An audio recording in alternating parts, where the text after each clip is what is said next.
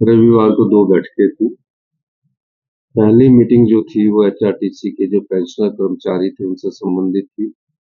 मैंने बोला मैं खुद उनके साथ इंटरेक्शन करता हूँ। उन्होंने कुछ सुझाव दिए एचआरटीसी के पेंशनर्स ने, और उसमें उनकी जो पेंशन की थी वो ये सब काफी समय से एक समस्या बनी आ रही थी। ये हमारे समय की समस्या नहीं है, पेंशनर्स की एचआरटीसी की। तो उन्होंने मुझे बताया कि कोरोना से पहले कई बार 2 महीने पहले नहीं मिलती थी, 3 महीने नहीं पहले मिलती थी। बीजेपी के समय जब था तो उनको कोरोना से 3-3 महीने पहले पेंशन भी नहीं मिलती थी। तो मैंने बोला एक सिस्टम तो बनाया जाए। तो सरकार ने ये फैसला किया है कि 7 से 10 तारीख के बीच में एचआरटीसी की जो पेंशनर्स हैं उनको उनकी पेंशन मिल जाया करेगी, और वो पेंशन के लिए उनका डिपार्टमेंट जो है एचआरटीसी जो है उसको हम 20 करोड़ रुपए की ग्रांट देंगे एचआरटीसी के पेंशनर्स को। टोटल पेंशन का खर्चा 23 करोड़ है। 3 करोड़ एचआरटीसी जो अपना रेवेन्यू होता है उससे दिया करेगी। ये हमने उसको कहा। उनके और मेडिकल रिimbursement की बात थी, तो मैंने घोषणा की थी पीछे 100 करोड़ रुपए की, जिसमें 15 करोड़ हमने उस समय जो उनकी ओवर टाइम होता है उसके लिए दे दिए थे।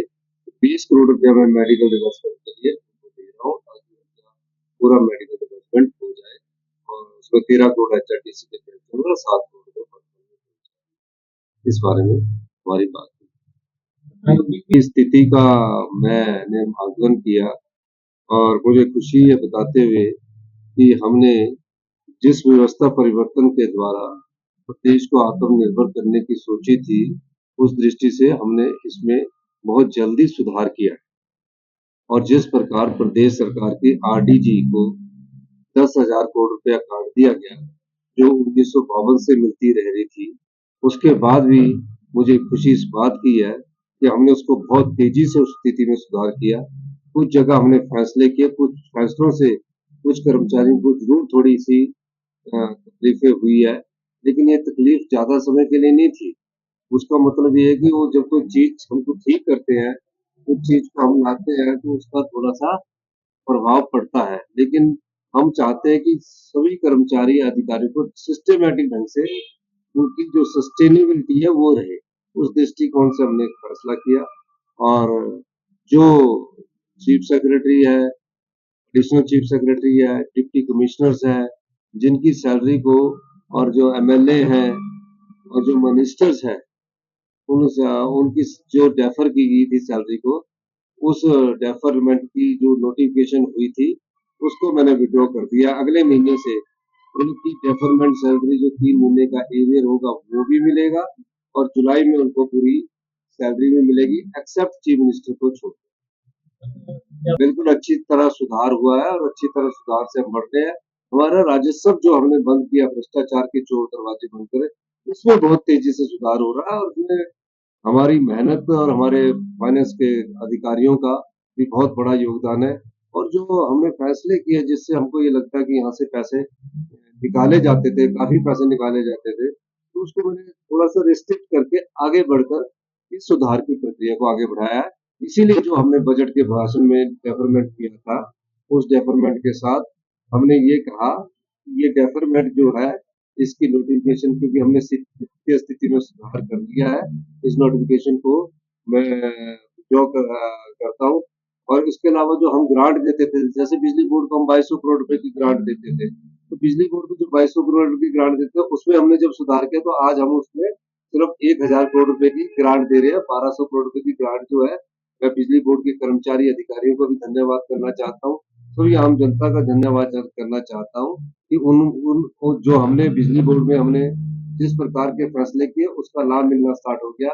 हमने प्रत्येक परिवार को 2 मीटर में 125 बिजली की यूनिट की सब्सिडी देने की बात की। पहले क्या होता था, एक ही परिवार के अगर 10 मीटर है तो उसमें 125 यूनिट होती थी, जिससे क्या होता था, नुकसान होता था। उसमें सुधार हुआ है।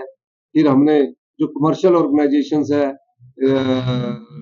ट्यूशन सेंटर चले हुए हैं, बड़े बड़े हॉस्पिटल चले हुए हैं, बड़े बड़े होटल चले हैं, उसमें हमने बिजली के बिलों में मामूली सा सुधार करके आगे हम बढ़े हैं। तो मुझे ये खुशी है, और मैं एक और खुशखबरी देना चाहता हूँ कि जो 65 साल से 1-1 16 से 31/1/2022 के थे, उनका जो भी एरियर है वो 65 से 70 साल के बीच में, वो भी अगले महीने हम उसको रिलीज कर देंगे। ये मैंने बजट में कहा था। तो ये हमारी वित्तीय स्थिति जो बिल्कुल बिगड़ चुकी थी भारतीय जनता पार्टी के समय, भारतीय जनता पार्टी के समय उन्हें 60,000 करोड़ रुपया हमसे ज्यादा मिला। ये प्रदेश कर्ज मुक्त होता अगर भारतीय जनता पार्टी ने सही ढंग से फैसले किए होते।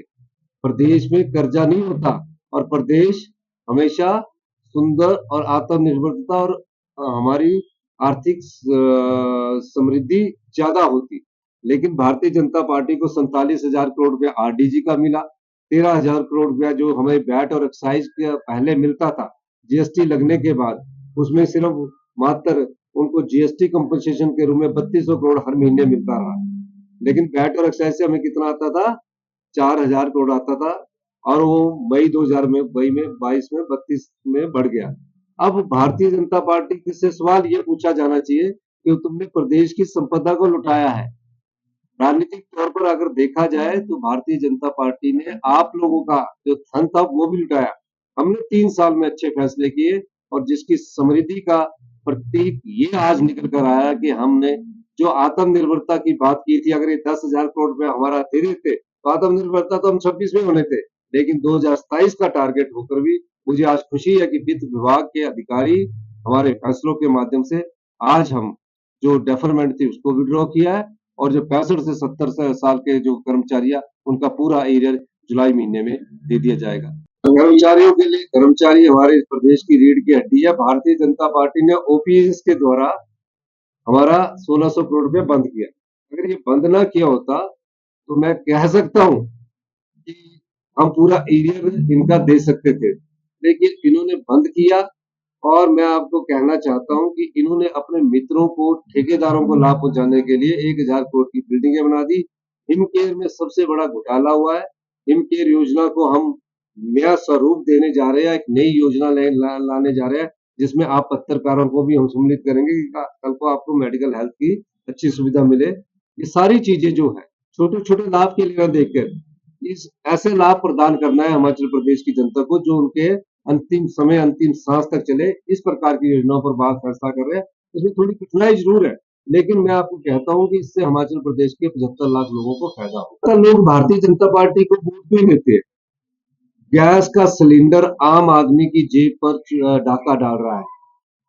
राहुल गांधी जी ठीक कह रहे हैं कि अभी आर्थिक तूफान आने वाला है। हमने तो आर्थिक तूफान सहन कर लिया और उसमें हम सस्टेन कर दे। हिमाचल में कोई नहीं आर्थिक तूफान आएगा, लेकिन हम हिंदुस्तान में आर्थिक तूफान आने वाला है। गैस की सिलेंडर जो कांग्रेस के समय, मनमोहन सिंह जी के समय 450 रुपए का मिलता था, आज डोमेस्टिक मेरे ख्याल 1200 का हो गया, कितना 1,000 रुपए का हो गया। और जो कमर्शियल सिलेंडर 1,000 रुपए का मिलता था वो 3100 रुपए का हो गया। डीजल आज और बढ़ रहा है।